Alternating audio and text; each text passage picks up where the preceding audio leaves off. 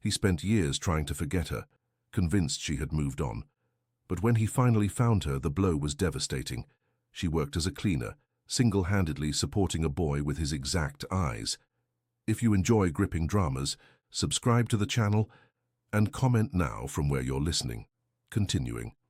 The building's marble floor reflected everything with an almost cruel clarity.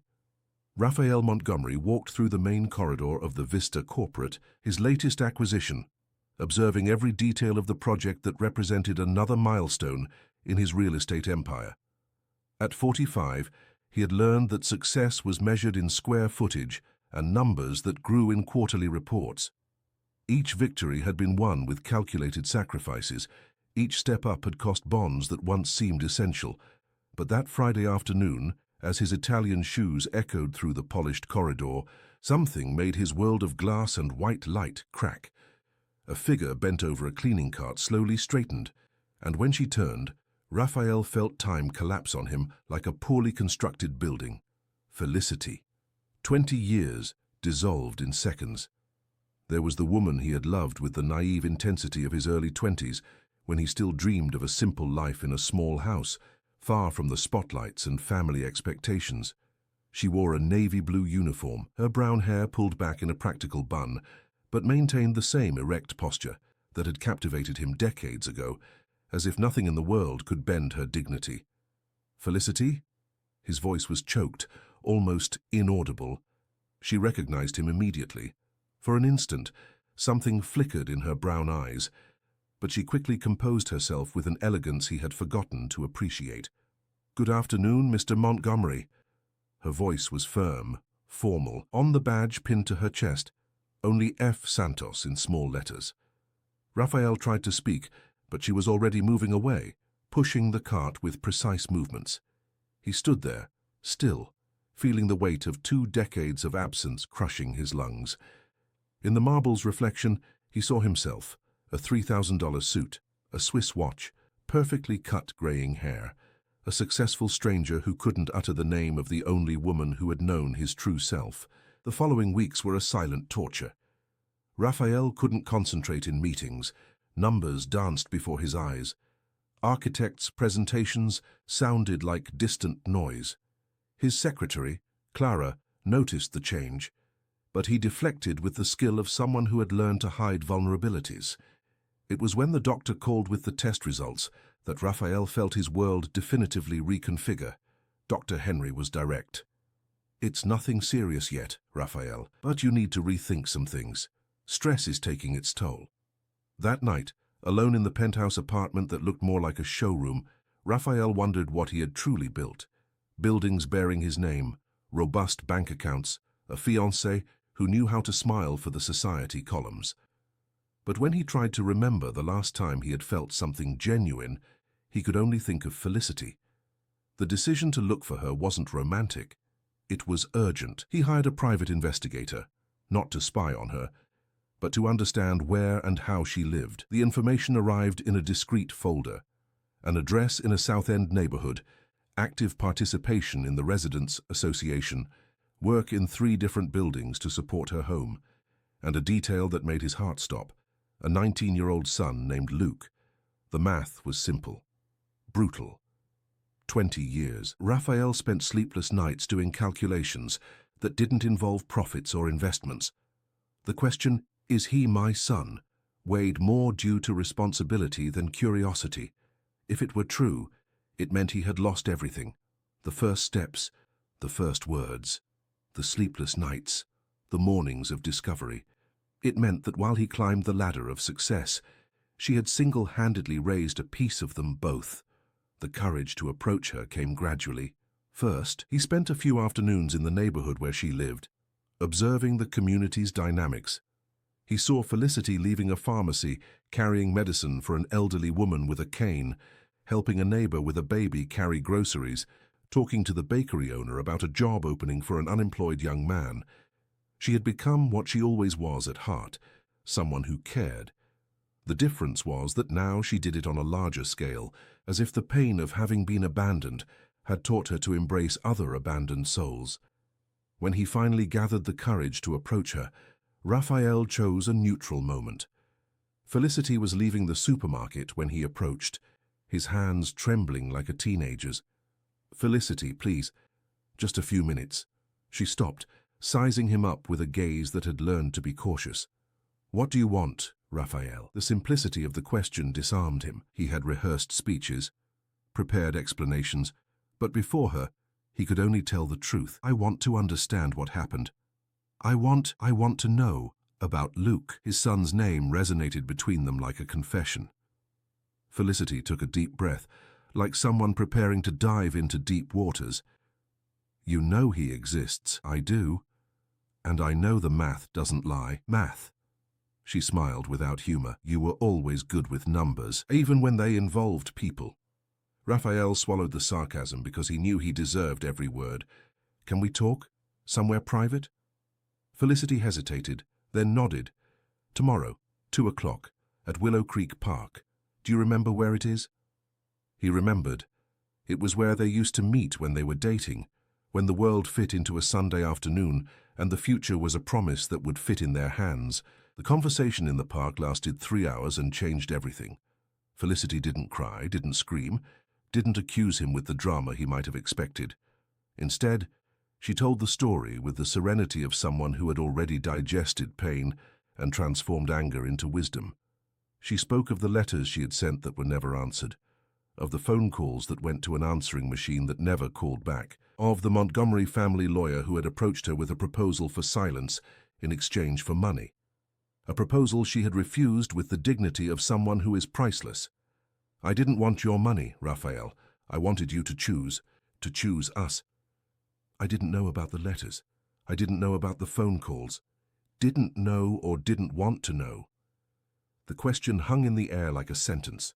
Raphael knew the answer, but admitting it meant recognizing that he had outsourced cruelty to lawyers and family, as if that diminished his responsibility. "I was a coward," he finally said, "young and cowardly. And now I want to make amends." "Make amends how?" "With money, with an apartment, with a better job." Felicity's voice carried decades of hard-won independence. "I don't need charity, Raphael. I never did." "Then what do you want?" "I want you to acknowledge, to yourself, that you made choices, and that those choices had consequences for real people." She stood up, adjusting her bag on her shoulder. "Luke doesn't know who his father is. He decided to stop asking when he turned 10 because he realized the question hurt me. If you want to know him, you'll have to earn that right, not because you have money, not because you're powerful, but because you've shown yourself to be someone worthy of being in his life." Raphael stayed in the park until sunset, processing every word. Felicity had become a formidable woman, but in the process, she had lost trust in men who made promises. He would have to prove he had changed, and he intuited that this would cost much more than money. It would cost the person he had become. 2 weeks after the meeting in the park, Raphael made the decision that would change everything. He went to the building where Felicity worked, not as an owner, but as a visitor. He arrived at the beginning of her shift, carrying 2 coffees and the humility of someone who finally understood that some doors only open when we knock, not when we break them down. "I didn't come to offer anything," he said when she saw him in the lobby. "I came to ask for an opportunity to get to know my son, in whatever way you both deem right." Felicity studied his face for a long moment. There was something different there, a vulnerability she hadn't seen in 20 years. "He's not your son because you share DNA, Raphael. He's my son because I was here every day. I know, and I want to be here too, not to recover lost time. That's impossible, but to be present in the time we still have." That's how Raphael met Luke, not in a controlled environment, not in an expensive restaurant, but in the mirrored elevator corridor where he worked as an intern in a youth program at Raphael's own company. Fate had a cruel sense of humor. Luke was thin, had his father's dark eyes and his mother's expressive hands. He carried a worn notebook full of drawings, plazas, bridges, buildings that seemed to embrace people instead of intimidating them. When he spoke about architecture, his eyes shone with a passion Raphael recognized as his own, but directed towards completely different ends. "Why are all new buildings the same?" Luke asked in one of the many conversations they began to have. "Glass, metal, no shade. It seems like they were made to impress, not to welcome. Raphael, who had spent decades building exactly this type of structure, found himself truly looking at the city for the first time. Through his son's eyes, New York City revealed itself as a concrete jungle where people were just ants scurrying between buildings that didn't communicate with each other.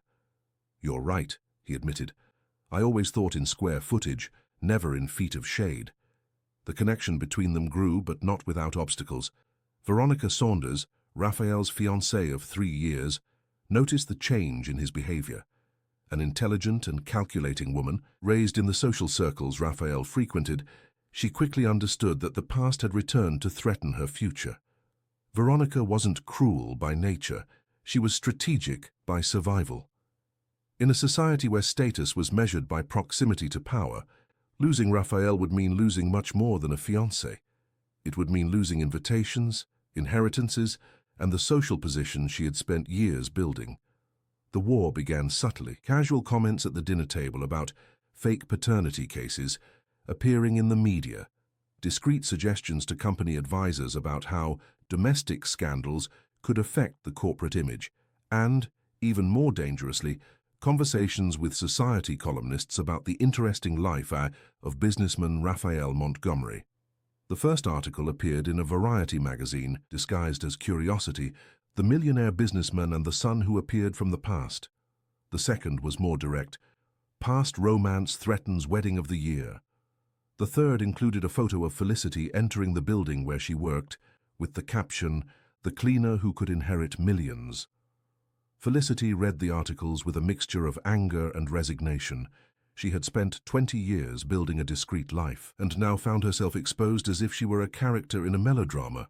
Worse, accidents began to happen at work, cleaning products that went missing, shifts that were changed without notice, supervisors who suddenly questioned her punctuality. "Someone is trying to get me fired," she told Raphael in a tense conversation, "and we both know who." Raphael confronted Veronica that same night. She denied direct involvement, but her smile said everything he needed to know. "You're playing with innocent people's lives," he said. "And you're playing with our life," she replied, "with everything we've built together." "We haven't built anything, Veronica. You associated yourself with what I had already built." The truth hurt because it was accurate. Their relationship had always been a convenient partnership. She offered social charm and connections. He offered status and financial security. Love had never entered the equation. Meanwhile, Luke discovered the truth in the worst possible way. He overheard a truncated conversation between his mother and a neighbor, where Felicity mentioned his father in reference to Raphael. The revelation was a punch to the gut. For 19 years, he had created theories about his absent father, perhaps a married man, perhaps someone who died, perhaps someone who simply didn't know about the pregnancy. To discover that his father was alive nearby and had chosen absence was devastating. "Why did you decide for me?" he shouted at his mother. "I had the right to know. I tried to tell you when you were a child," Felicity defended herself, "but you stopped asking. Because I saw it hurt you, I thought I was protecting you." Luke pulled away from both of them, feeling betrayed by the two adults who supposedly loved him. He spent weeks avoiding Raphael at work, arriving earlier and leaving later to avoid crossing paths with him. At home, he barely spoke to his mother. It was Felicity who took the initiative to resolve the situation. She arranged a meeting in the same park where she had spoken with Raphael weeks earlier, but this time she brought Luke along. The young man arrived scowling, arms crossed, like a judge ready to condemn. "You're going to talk," Felicity said. "The three of you. No secrets, no lies, no half-truths." She told everything, about the love they shared when they were young, about the plans they made, about the letters that got lost and the phone calls that were blocked, about the lawyer who offered money in exchange for silence, about the family that treated her as a social inconvenience, about her decision to leave and raise her son alone. Raphael didn't try to justify himself. He simply confirmed every word and added the details only he knew. The family pressure to distance himself from her, the cowardice of accepting a destiny others had planned for him, the years he spent trying to convince himself he had made the right choice. "I wasn't a man," he said, looking directly at Luke. "I was a rich boy who let others decide for him, and you paid the price for my cowardice." Luke listened to everything in silence.